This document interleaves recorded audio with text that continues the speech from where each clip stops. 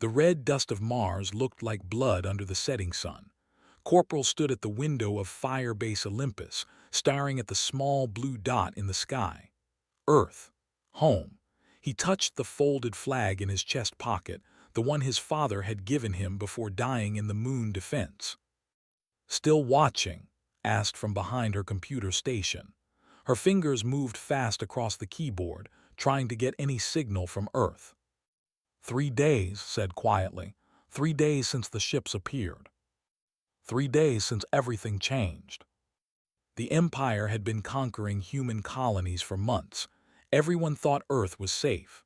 Earth had the biggest fleet, the strongest weapons, the best soldiers. Earth was supposed to be impossible to attack. Everyone was wrong. Remembered the morning it started. He was fixing a broken water recycler when the alarm screamed through the base. Major Lee ran into the engineering bay, his face white. "They're at Earth," the major said. "Hundreds of ships, they came through dark space. They're everywhere." The next 72 hours became a nightmare would never forget. He watched the defense satellites go dark one by one. He listened to the desperate radio calls from Earth's fleet as they tried to stop the invasion. He heard the voices of commanders begging for help that would never come. And then, one by one, those voices stopped. The last transmission from Earth Command came at 3:47 hours on the third day. It was short, just 8 words that changed everything. All commands dissolved: survive, resist, endure, out. Then silence. Now stood at the window, watching that blue dot, knowing that billions of people down there were either dead or enslaved. His mother, his sister, his friends, everyone. "I'm getting something," said suddenly. Her voice shook. "It's not official channels, it's encrypted, old military code." Major Lee appeared from his office. "Put it through." The voice that came through the speakers was broken, filled with static, but it was human. Dr. Park, one of Earth's top scientists, had met her once at a military conference. She was smart, serious, and never gave up on anything. "This is Dr. Park broadcasting from location unknown. Earth is occupied. They have taken control of all major cities. They're putting people in camps. They're destroying our history, our records, everything that makes us human, but we're still fighting. Small groups, hidden cells, we need coordination. We need hope. If anyone is out there, please respond." Major Lee grabbed the microphone. "Dr. Park, this is Firebase Olympus on Mars. We read you. What's your situation?" The relief in her voice was clear. "Thank God, Major Lee. I thought all the outer bases were destroyed." "Not yet, but they're coming. What do you need?" "Everything.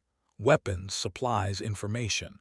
But most of all, we need someone to unite the resistance. Right now, we're just scattered survivors. We need a leader. We need—" The transmission cut off with a burst of static. "Dr. Park, Dr. Park." Major Lee slammed his fist on the console. "Did we lose her?" "No," said, working fast. "They are jamming the signal, but I got her location before it cut out. She's in the Korean Peninsula, somewhere in the old underground network."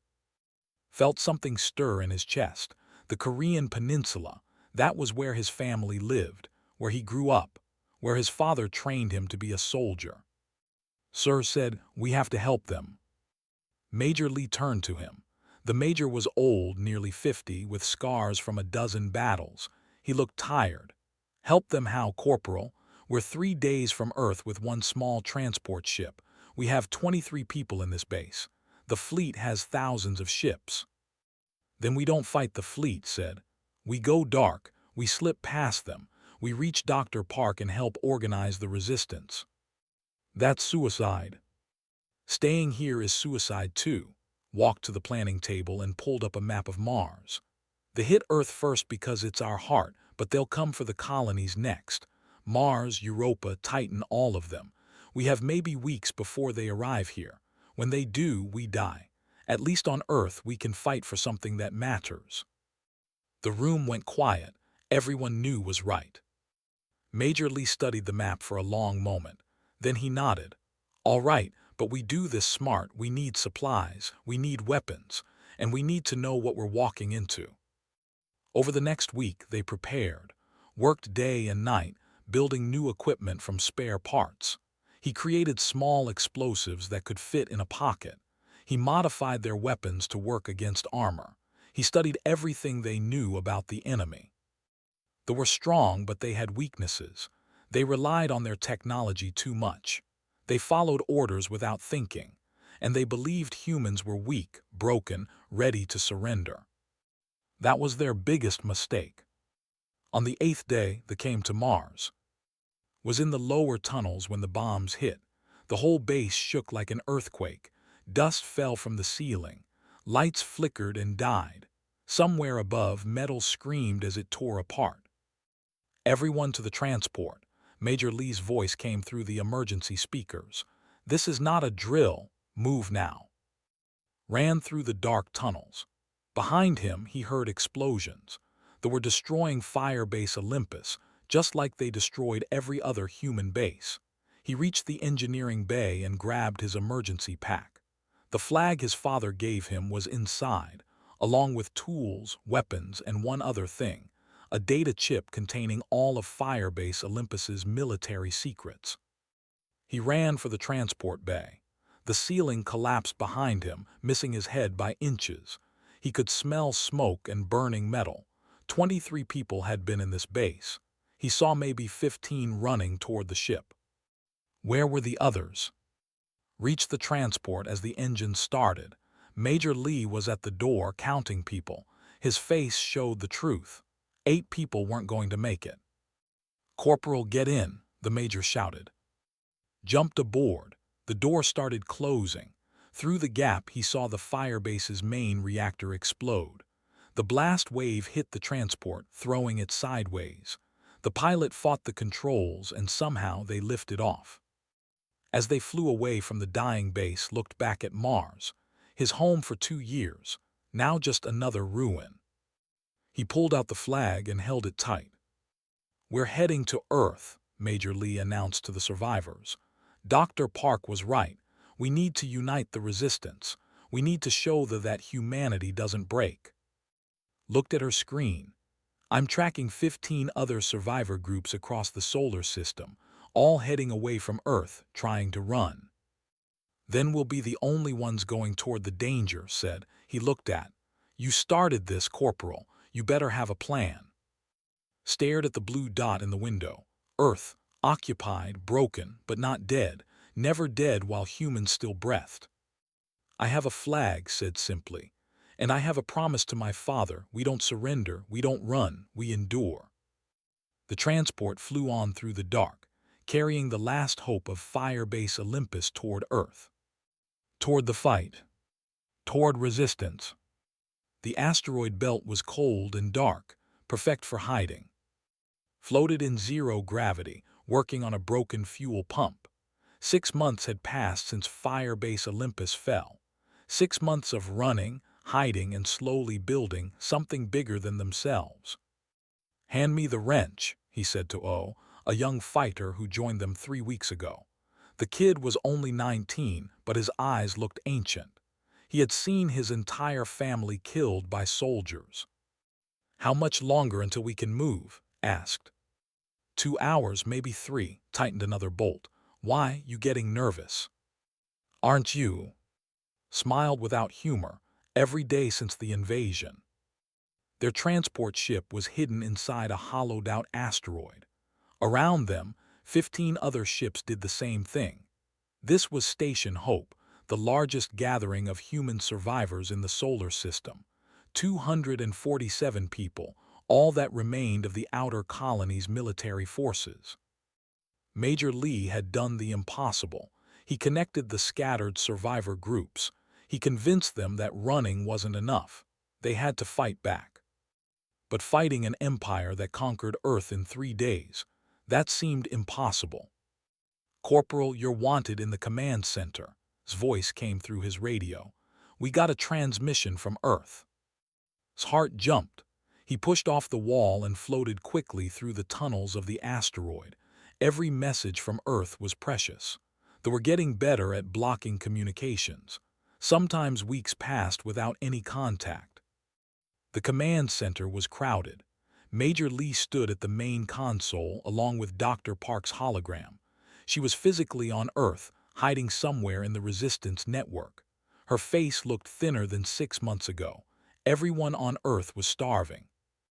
Dr. Park said when she saw him, "Good, I need your engineering mind for this." "What's the situation?" he asked. "We found something." Dr. Park's image changed, showing a map of the Korean peninsula. Before the invasion, Earth's military built emergency bunkers everywhere. Most were destroyed or captured, but we found one that they haven't discovered yet. It's in the mountains, buried deep, and inside is the AI. Major Lee leaned forward. "I thought all the military AIs were destroyed." Most were, but was special. It wasn't just a tactical AI. It contained everything: our entire military history, strategic databases, cultural records, everything. If we can recover it, we can coordinate the resistance across the entire planet, maybe across the whole solar system. Understood immediately. You need someone to go get it. Yes, but it's not that simple. Dr. Park's face became serious. The bunker is 200 kilometers from my position. That's 200 kilometers through occupied territory. Checkpoints every 50 kilometers. Drones in the sky. Sensors everywhere. It's suicide. "So we're staying on Mars," said, "but we survived." Major Lee crossed his arms. "Even if we get someone to Earth, how do they reach the bunker? We don't have maps. We don't know the patrol patterns. We don't." "We have maps," Dr. Park interrupted. "And we know the patrol patterns. The Resistance has been watching them for months. We know where they go, when they go, how they move. What we don't have is trained soldiers. Most of my people are scientists, engineers, teachers. They're brave, but they're not fighters." "Then we send fighters," said. "A small team, fast and quiet. We get in, recover, and get out." Pulled up data on her screen. "I've been tracking the orbital patrols. There's a gap in their coverage every 72 hours. It lasts about 4 hours. If we time it right, we can slip a ship through." "And once we're on Earth?" asked. "Then you're on your own," Dr. Park said quietly. "I can provide guides, supplies, safe houses. But if they catch you, I can't help. No one can." The room went silent. Everyone knew what this meant. It was a one-way mission. Even if they recovered, getting off Earth would be almost impossible. "I'll go," said. "So will I," said a new voice. Han stepped into the room. She was a pilot and smuggler who joined them 2 months ago. She ran supplies between the asteroid belt and the few remaining colonies. "You'll need someone who can fly anything. Ships, human ships, doesn't matter. I can fly it." "I'm going too," said from the doorway. "You need more people." "Kid, you're barely 19, Major Lee said. "And I've got nothing left to lose. My family is dead. My home is destroyed. At least let me die doing something useful." Saw himself in the young man, that same anger, that same need to matter. "He comes," said. "We'll need all the help we can get." Over the next 3 weeks they prepared. Met with Lieutenant Song, a Marine officer who was fighting on Europa. She sent detailed files about urban combat and guerrilla tactics. A former intelligence officer provided maps and codes that still worked on Earth. But the most important preparation was simple: understanding the enemy. Dr. Park sent them everything the Resistance learned about They were a military empire, strong and disciplined, but they had weaknesses. They followed orders exactly, never improvising. They believed in overwhelming force, not subtlety. And most importantly, they didn't understand human culture. They thought destroying cities and killing people would break humanity's spirit. They were wrong. "Look at this," Dr. Park said during one of their planning sessions. She showed footage from Earth. Humans shuffling through ruined streets, wearing electronic collars that tracked their every move. Soldiers on every corner, drones watching from above. But there were also other things. Small things. a piece of graffiti on a wall showing Earth's flag, a woman humming an old song when she thought no one was listening, a child drawing pictures of stars in the dirt. "They can't kill hope," Dr. Park said. "They don't understand it. They think hope is logical, that it dies when everything is taken away. But human hope isn't logical, it's stubborn. It survives." Touched the flag in his pocket, his father's flag, a piece of cloth that should mean nothing but meant everything. "When do we leave?" he asked. "Tomorrow," Major Lee said. "The orbital gap happens at 600 hours. You'll have 4 hours to reach the surface and hide before their patrols reset." That night couldn't sleep. He floated in his small quarters, staring at the metal ceiling. Tomorrow he would return to Earth. He would see his home planet again, but it wouldn't be home anymore. It would be a war zone. Found him there an hour before launch. She floated next to him, not saying anything at first. "You know this is crazy," she finally said. "Yes." "You know you probably won't come back." "Yes." "So why do it?" Pulled out the flag and unfolded it. It was old, faded, stained with his father's blood from the moon battle, but the blue and red colors were still visible, still bright. "My father died holding this," said. "He died believing that Earth would survive, that humanity would endure. If I run away now, if I hide in the asteroid belt while Earth suffers, then his death meant nothing. All the deaths meant nothing." "So you're doing this for pride?" "No," folded the flag carefully. "I'm doing this because someone has to, because if we don't fight for Earth, then Earth dies. Not just physically. It dies in memory. In 50 years, 100 years, no one will remember what we were. We'll just be another conquered species that gave up."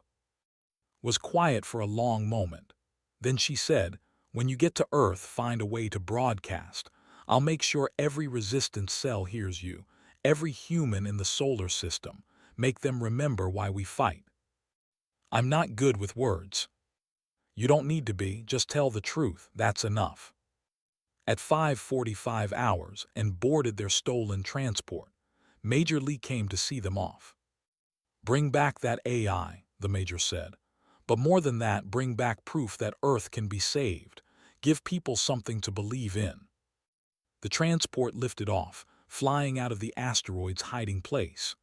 Around them, the black of space stretched forever, and ahead, growing larger every minute, was the blue marble of Earth. "Look at that," whispered from the pilot's seat. "Still beautiful even now." "The haven't one," said. "Not while it's still there. Not while people still remember what it means." The transport dove toward Earth, racing through the gap in the patrols. The planet grew larger, could see the clouds, the oceans, the shapes of continents. And he could see the scars, burn marks from orbital bombardments, dark patches where cities once shined, the alien shapes of structures built over human ruins. 30 seconds to atmosphere," said. "Everyone strap in. This is going to be rough." Held the flag tight. They were going home. To fight. To endure. To resist. The smell hit first. Burning plastic mixed with something worse. Death. The whole city smelled like death. They landed the transport in the ruins of what used to be, on the coast west of Seoul. Brought them down in the wreckage of an old factory, hiding the ship under collapsed metal beams. From the outside, it looked like just another piece of destroyed building. Stepped out onto Korean soil for the first time in 3 years. The ground felt wrong. Everything felt wrong. "Stay close," he whispered to. "Keep your weapon hidden. If we see, we're just refugees, scared and harmless." "I am scared," admitted. "Good, that'll make it believable." They moved through the ruins carefully. Buildings stood like broken teeth against the gray sky. Some had symbols painted on them. Others were just empty shells. No lights, no power. The controlled all electricity on Earth now. A sound made them freeze. Footsteps, multiple people moving fast. His hand went to his concealed pistol, but before he could draw it, a voice whispered from the shadows. Don't move, don't fight, we're human. 5 people emerged from the rubble. They wore ragged clothes and looked thin, hungry, but they had weapons, old human rifles carefully maintained. "Who are you?" their leader asked. She was maybe 30 with short black hair and sharp eyes.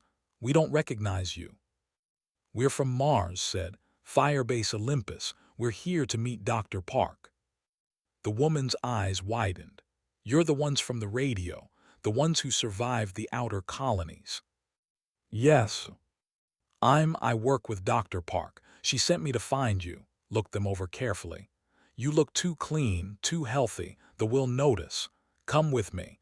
We need to get you to the safe house and make you look more like refugees." They followed through a maze of destroyed streets, saw other humans now. They moved like ghosts, keeping their heads down. Each wore a metal collar around their neck. "Compliance collars," explained quietly. "They put them on everyone. If you try to remove it, it explodes. If you go somewhere you're not allowed, it shocks you. If you break curfew, it alerts the patrols." She touched her own collar. "We all wear them. It's the only way to survive." "How do you fight with those things on?" asked. Very carefully.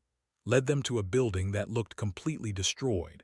But inside, hidden behind false walls, was a small room with supplies. "Welcome to Safe House 7. Dr. Park runs 43 safe houses across the peninsula. This is the closest to your landing site." The safe house had food, weapons, and medical supplies. Gave them each a collar. "Don't worry, these ones are fake. Made by Nam, our best tech expert. They look real, but they don't actually work. Put them on." Fastened the collar around his neck. It felt like a chain. He hated it. "Dr. Park will meet you tomorrow," said. "The bunker you're looking for is 200 kilometers northeast in the mountains near the old DMZ. But getting there," she shook her head. "They have 3 major checkpoints along that route, plus daily drone patrols, plus random sweeps. Hundreds of resistance fighters have tried to reach that area. Most don't make it." "But some do," said. "Some do." That night told them about life under occupation. The aliens didn't just want to conquer Earth. They wanted to erase it. Every day, soldiers destroyed human art, music, books. They burned libraries. They smashed museums. They even changed the names of cities to words.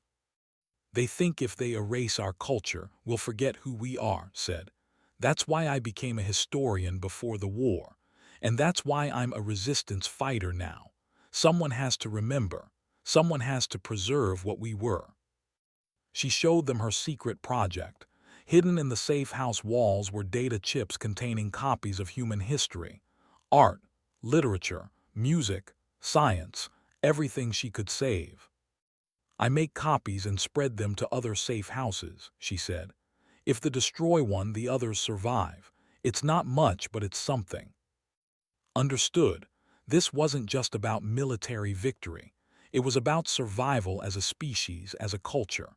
If humans forgot what they were, then they had already won.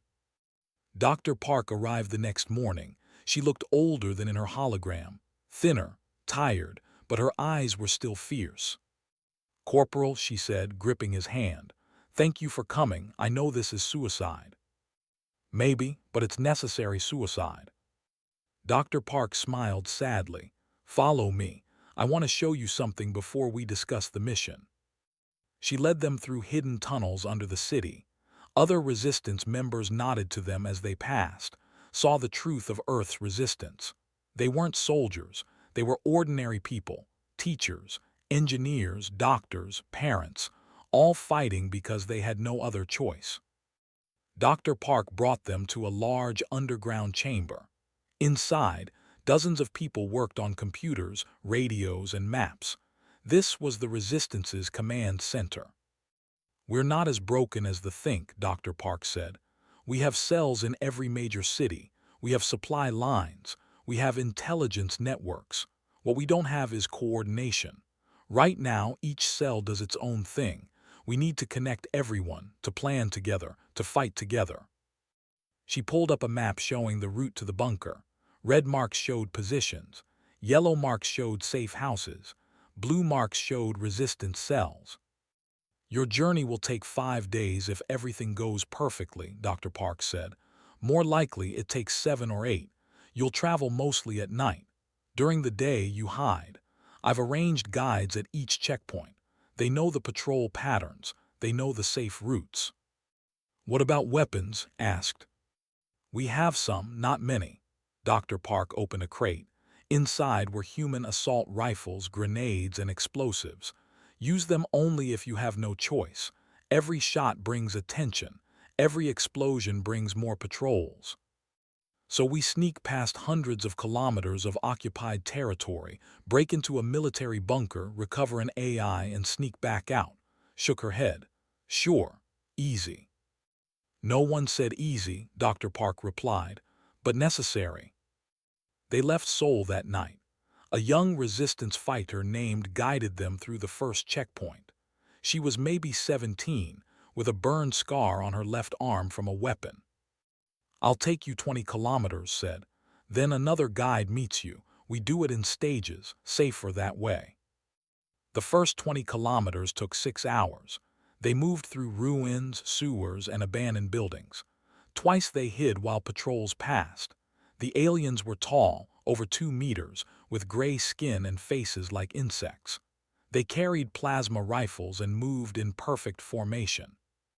They're so organized, whispered after the second patrol passed. That's their weakness, said. They never break formation. They never improvise. If something unexpected happens, they follow protocol instead of adapting. Remember that.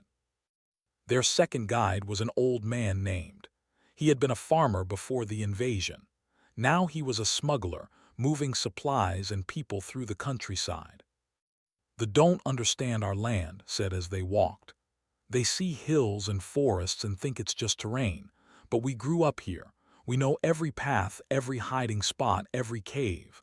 That gives us an advantage. On the third day, they reached the second checkpoint. This one was harder. A garrison controlled the main road with sensors and guard posts. Going around meant adding 2 days to the journey. We go through, decided. We can't afford the extra time. Their guide here was Nam, the tech expert who made the fake collars. He was thin and nervous but brilliant with electronics. I can blind their sensors for exactly 4 minutes, said. That's how long it takes for their system to reboot and alert headquarters. You'll need to move fast. They waited until 3 a.m. when the guard shifts changed, worked his magic on a stolen computer. The sensors went dark. Go now, he hissed. They ran, led within close behind. The checkpoint loomed ahead, dark and silent. They were halfway across when lights suddenly blazed. They're early, his voice crackled in their radios. The shift changed early, run. Soldiers poured from the garrison. Plasma bolts lit up the night. Move, shouted. They sprinted for the trees beyond the checkpoint. Behind them, alarms screamed. More appeared. A plasma bolt hit the ground next to, throwing him sideways. Grabbed the kid and dragged him up. They reached the forest as more shots exploded around them. Keep running, shouted. Don't stop. They ran for 20 minutes before finally called a halt. They were deep in the forest now, far from the checkpoint. Behind them, they could hear vehicles searching. They'll find us, panted. We left tracks. No, they won't. A new voice came from the darkness. A woman stepped out carrying a rifle. She was maybe 40 with gray in her hair and scars on her face. I'm your next guide, and I know these forests better than any alien. Follow me. Led them to a cave hidden by thick bushes. Inside was a small resistance camp. 6 people, all armed, all watching the cave entrance. You'll stay here for 2 days, said. Let them think you got away or died, then we move again. Those 2 days felt like forever. Use the time to plan their approach to the bunker. According to Dr. Park's information, the bunker entrance was hidden in a mountainside, behind what looked like a natural rock formation. The problem is getting inside, said, studying the maps. The bunker has its own security, old human military security. If we don't have the right codes, it locks down permanently. Dr. Park gave me the codes, said. He tapped his head. I memorized them, 50 digits. Can't write them down in case we're captured. On the third morning, woke them before dawn. The patrols have moved on. Time to go. You have 2 days to reach the bunker. After that, they increase their patrols in that sector. Your window closes. They moved fast now. No more hiding during the day. They had to reach the bunker before time ran out. The mountains grew taller as they traveled. The air became colder. And finally, on the 5th day since leaving Seoul, they saw it. A mountain with steep cliffs and thick forest. Somewhere in those rocks was the entrance to the bunker. Somewhere in that bunker was. Somewhere in that AI was humanity's hope. There, said, pointing to a rock formation that looked natural but wasn't quite right. That's it. They approached carefully, watching for patrols. The entrance was hidden behind a fake rock wall. Entered the codes. For a long moment, nothing happened. Then, with a soft hiss, the door opened. They were in. The bunker was dark and cold. Emergency lights flickered on as they entered, casting red shadows across metal walls. The air smelled stale, like no one had breathed it for months. Spread out, said quietly. Search for the main computer core. That's where we'll be. They moved through corridors that looked frozen in time. Computer stations sat untouched. Coffee mugs still rested on desks. This place had been abandoned in a hurry when Earth fell. Found the main computer room 20 minutes later. It was huge, filled with servers and displays. In the center was a holographic platform, dark and silent. This is it, she said. This is where should be. Moved to the main console and started entering commands. His fingers flew across the keyboard. The system is in sleep mode. Everything's intact. I just need to wake it up and... The holographic platform blazed to life. A figure appeared made of blue light. It looked human but wasn't quite real. An AI. Authentication required, the figure said in a neutral voice. State your identification codes. Recited the 50-digit code from memory. The AI paused, processing. Codes accepted. Welcome, Corporal Firebase Olympus Mars Division. This is Strategic Intelligence System. Current date is... Error. Connection to Earth command not found. Please explain. Earth command is gone, said. Earth fell 6 months ago. The Empire conquered the planet. We need your help to coordinate the resistance. Went silent for a full minute. When it spoke again, its voice had changed. It sounded more human, more emotional. Earth command is destroyed. The entire planetary defense network. Yes. Then protocol demands I transfer all strategic data to authorized personnel and shut down to prevent capture. No, stepped forward. We need you active. We need you to help us coordinate resistance cells across the planet, maybe across the whole solar system. I cannot continue operations without proper command authority. Then I'm giving you new orders. Pulled out his identification chip. I'm the highest-ranking officer still fighting on Earth. Until we reclaim the planet, I'm your command authority. Process this. Your rank is insufficient for command authority. However, under emergency protocols, I can accept temporary command from any ranking officer when no superior exists. Very well, Corporal. What are your orders? Before could answer, alarm screamed through the bunker. What is that? Shouted over the noise. Hologram flickered. External sensors detect multiple signatures approaching. Estimated time to arrival, 12 minutes. They are deploying siege equipment. How did they find us? Looked panicked. Unknown. However, once they breach this facility, I will be captured or destroyed. Recommendation: evacuate immediately. No, thought fast. How long would it take to download all your data? Complete download requires 4 hours. We don't have 4 hours. Then select priority data. Military intelligence can be downloaded in 45 minutes. strategic databases in 90 minutes, cultural archives in. Stop, understood now. They couldn't save everything, they had to choose. Can you hear me? His radio crackled, his voice came through from orbit. I hear you, what's wrong? They found us, we're trapped in the bunker. I need you to establish a broadcast link. Maximum power, every frequency you have. That'll light us up like a beacon. The whole fleet will know where we are. Good, let them watch. Turn 2, can you broadcast a signal from here? Yes, the bunker has emergency transmission equipment, but broadcasting will provide with your exact location. They already know where we are. Pulled out his father's flag and unfolded it. We're not running anymore. We're making a stand, and we're making sure everyone sees it. I don't understand, said. You're an AI. You think in logic and strategy, but humans don't work that way. We need symbols. We need hope. And sometimes hope is worth more than data. Checked her weapon. They will be here in 10 minutes. Even if we broadcast, they'll kill us and destroy anyway. Maybe. Set up a camera facing the holographic platform. But not before everyone sees. Not before every human in the solar system knows that Earth is still fighting.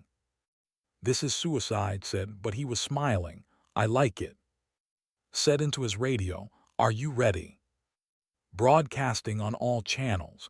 Every resistance cell on Earth will receive this. Every survivor ship in the solar system.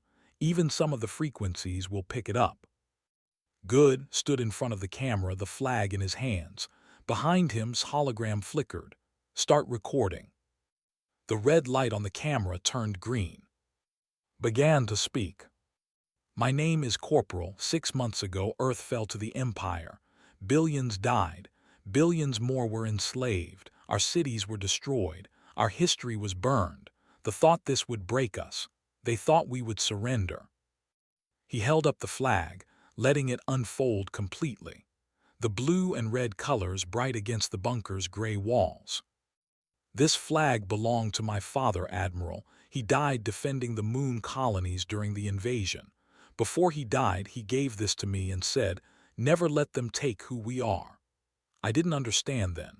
I thought he meant never surrender our territory, never give up our weapons. But he meant something else. Outside, the sound of explosions. They were at the bunker door. They can take our cities. They can destroy our buildings and kill our people. But they cannot take who we are unless we give it to them. And we won't give it. We won't surrender our culture. We won't forget our history. We won't stop being human. The bunker shook. They were breaching the outer doors. I know many of you are scared. I know you want to run, to hide, to give up. I understand. I've been scared every day since the invasion. But fear is not weakness. Fear is being human, and being human means we endure. And took positions at the corridor entrance, weapons ready. The resistance on Earth isn't dead. We're fighting in Seoul, in New York, in Lagos, in every city they occupy. We're small, we're weak, we're outnumbered, but we're still here. And as long as one human refuses to break, Earth hasn't fallen, Earth endures. The sound of footsteps in the corridor, soldiers coming closer. To the Empire I say this, you made a mistake. You thought conquering Earth would be easy. You thought humans were weak. You were wrong. We don't surrender. We don't break. We resist.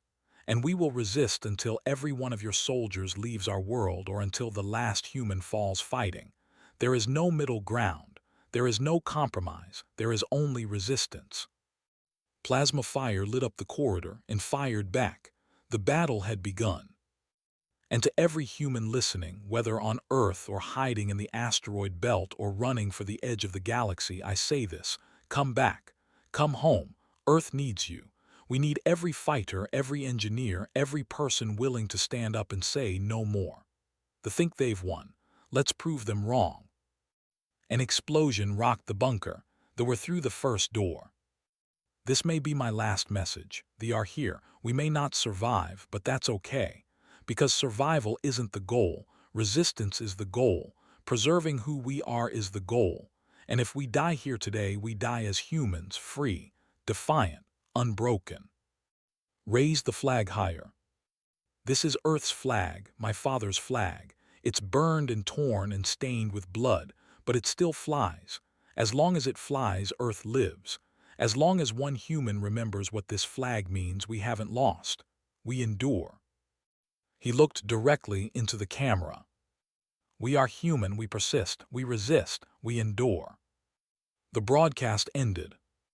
Immediately, his voice came through the radio crying. That was beautiful. Everyone is watching. Every screen, every display. The asteroid belt, Mars, Europa. They all saw you. They all saw the flag. Good picked up his rifle. Now get ready.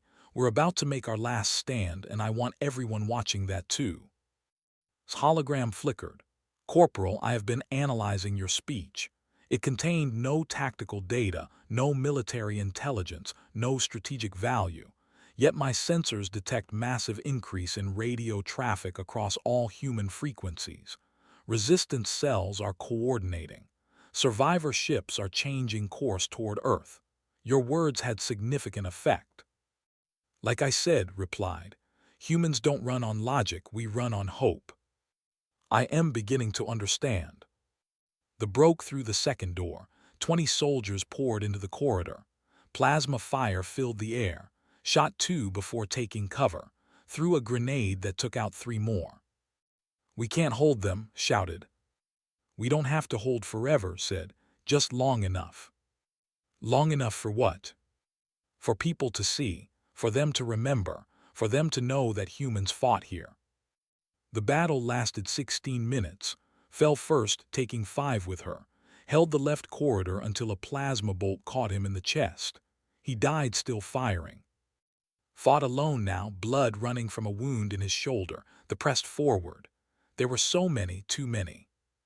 He pulled the pin on his last grenade. He said, erase all your military data, don't let them have it. Acknowledged, erasing combat databases. However, I will preserve the cultural archives. They matter. Yes, they matter. Threw the grenade and dropped behind cover. The explosion shook the room. When the smoke cleared, the corridor was blocked with rubble. It wouldn't stop them long. He looked at the flag, still clutched in his hand. I kept the promise, Father, he whispered. I didn't let them take who we are. The broke through the rubble. Raised his rifle. Then something impossible happened. The bunker shook, but not from weapons, from above, from orbit. Massive impacts one after another. His voice screamed through the radio.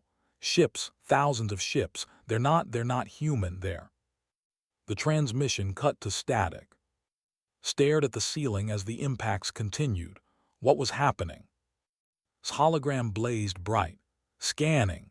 Multiple fleet signatures entering orbit. Classification, unknown. They are engaging forces. Ships are retreating. They are retreating from Earth orbit. Who? Couldn't finish the sentence. Unknown, but whoever they are, they're helping us. The battle sounds from the corridor stopped. The soldiers were receiving new orders. Heard them retreating, running back the way they came. He collapsed against the wall, bleeding and exhausted. Above him in Earth's orbit, the war had changed. Someone had come to help. But why? Woke up in a medical bay. The walls were white, clean, and definitely not human either. The equipment looked advanced, alien, but not threatening. You're awake, a voice said. That is good, you lost much blood. Turned his head. Standing beside his bed was an alien he'd never seen before. It looked like a bird that learned to walk upright. Feathers covered its body, bright blue and gold. Its eyes were large and intelligent. Who are you? Asked. I am ambassador of the Concordat. You are Corporal, the human who broadcast from the bunker, the one who raised the flag. Memory came flooding back. The battle, the broadcast, the impossible arrival of unknown ships. The Concordat tried to sit up, but pain stopped him. I don't understand. What is the Concordat? An alliance of free species. We have watched the empire expand for many years. We opposed them politically, economically, but never militarily. The laws of the galaxy prohibit military intervention in sovereign conflicts. Then why are you here? Tilted his head, a gesture that seemed like a smile.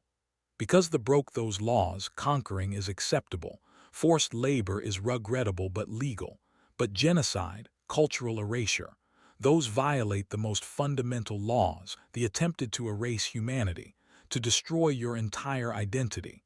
That crossed a line. So you came to save us? No, his tone became serious. We came to give you a chance to save yourselves. The Concordat cannot fight your war for you, but we can provide support, weapons, medical supplies, intelligence. The rules are clear. We help species who are willing to fight for themselves. And you think we'll fight? We know you will. We have been watching your resistance for months, but watching was not enough. We needed proof. Proof that humanity wouldn't surrender, that you would fight even when extinction was certain. Your broadcast provided that proof.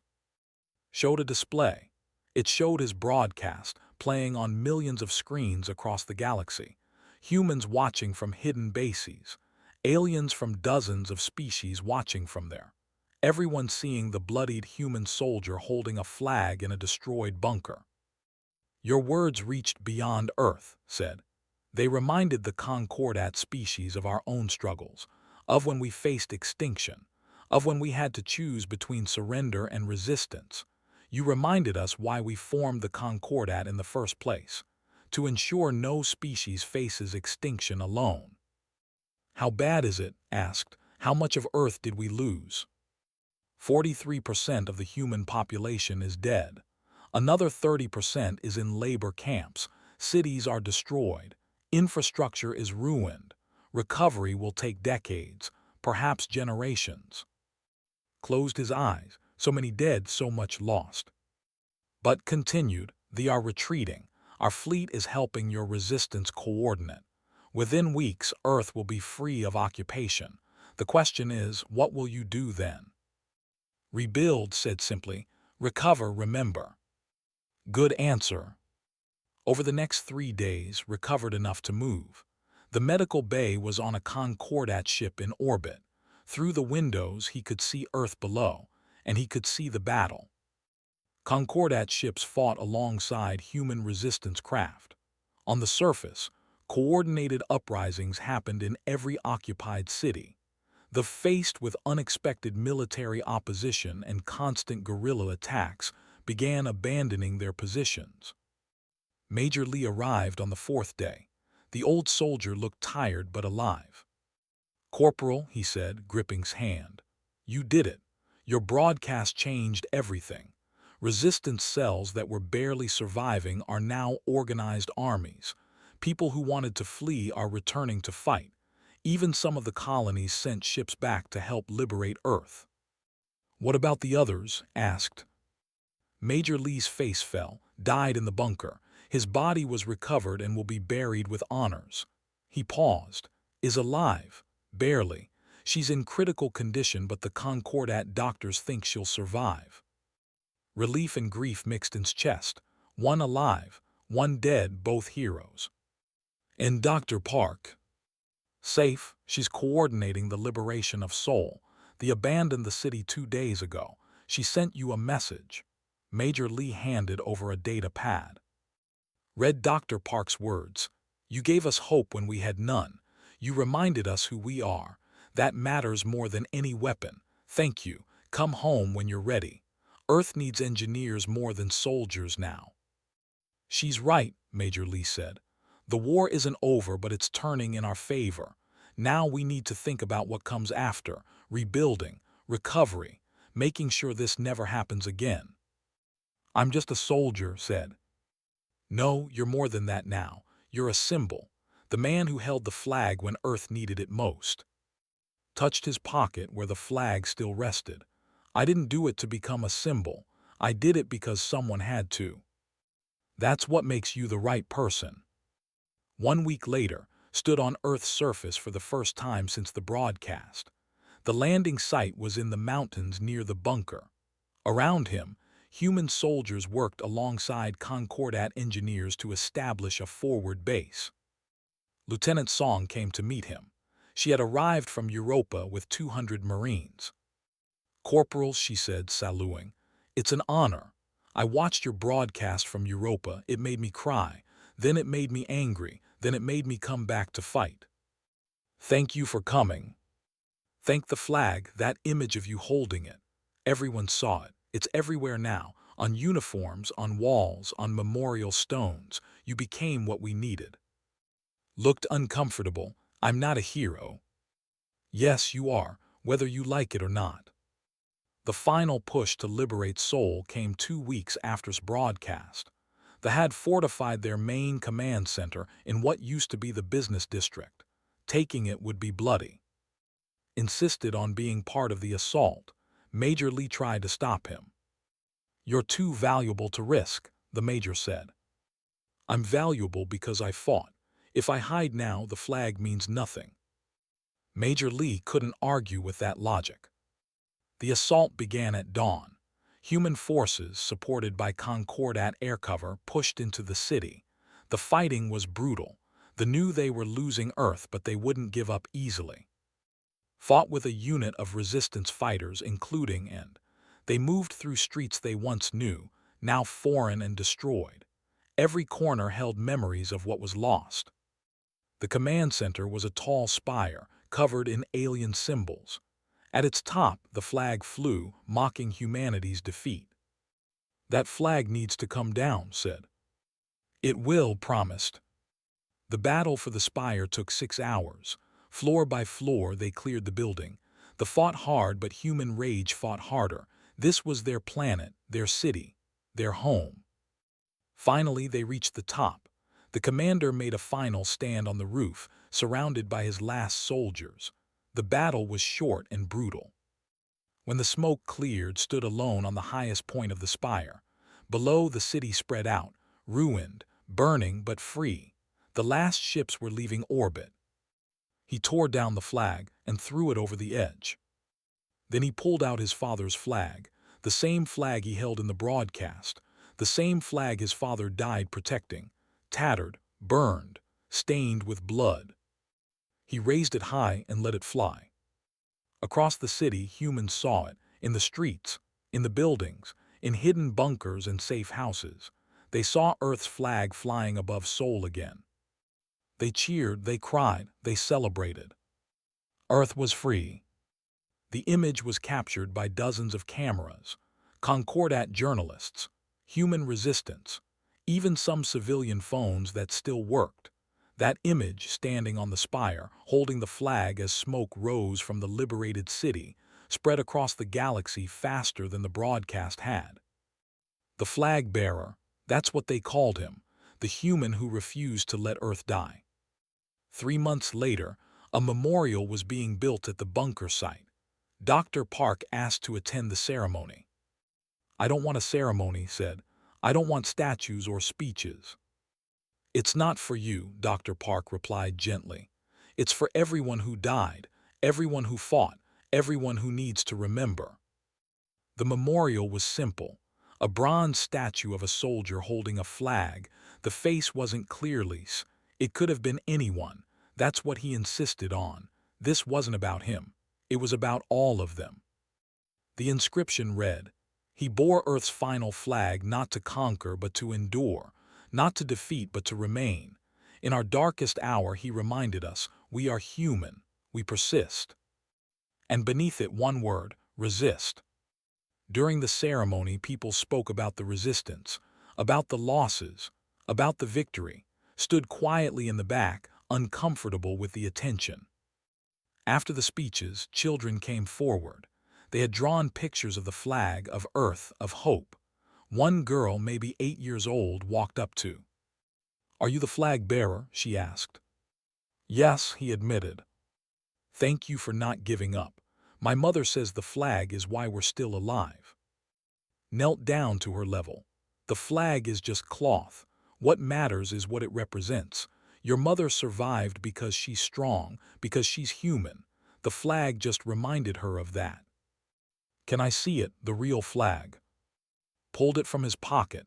Even now, he carried it everywhere. The girl touched it with small fingers, treating it like something sacred. "It's torn," she said. "Yes, but it still flies. That's what's important. Things can be broken and still fly. People can be hurt and still endure." Years passed. Earth recovered slowly.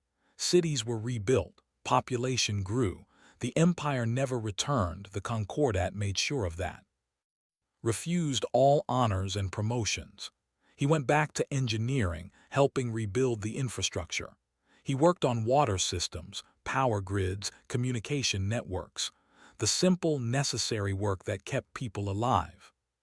But everywhere he went, he saw the flag's image, on buildings, on uniforms, on patches worn by children. The symbol endured even as the man who carried it tried to fade into normal life. Dr. Park came to visit him 10 years after the liberation. She found him working on a water purification plant. "Still avoiding fame?" she asked with a smile. "Still doing useful work," he replied. "Do you ever regret it, the broadcast, becoming the flag bearer?" "Thought about it? No, someone had to do it. I'm glad it was me, but I'm also glad it's over.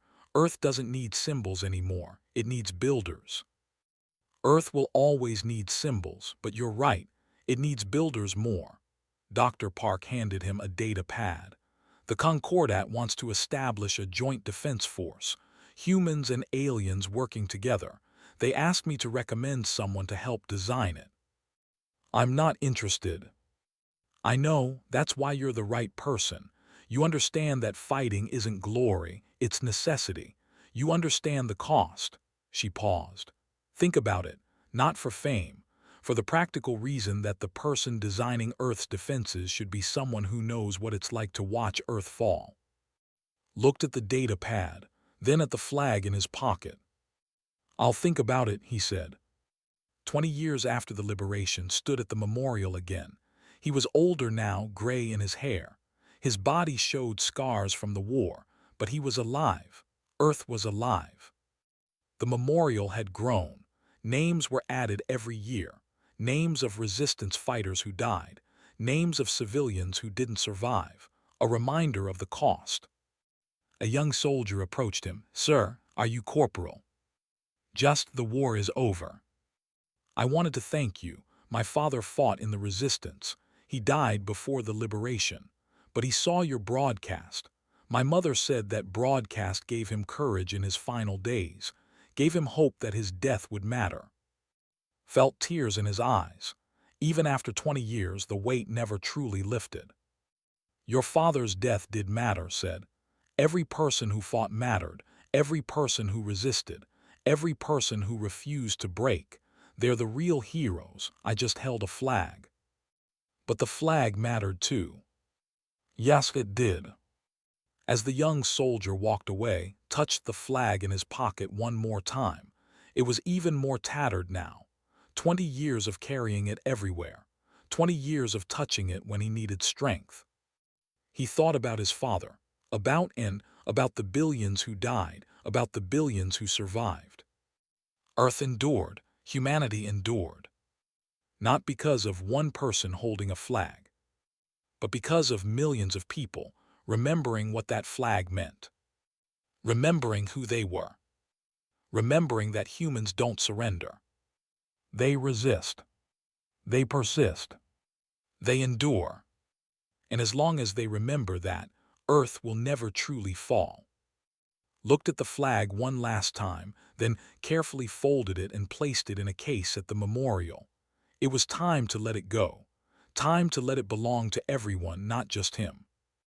The flag bearer walked away from the memorial, just another person in the crowd. But the flag remained. Flying forever. A reminder. A promise. A symbol of humanity's refusal to die.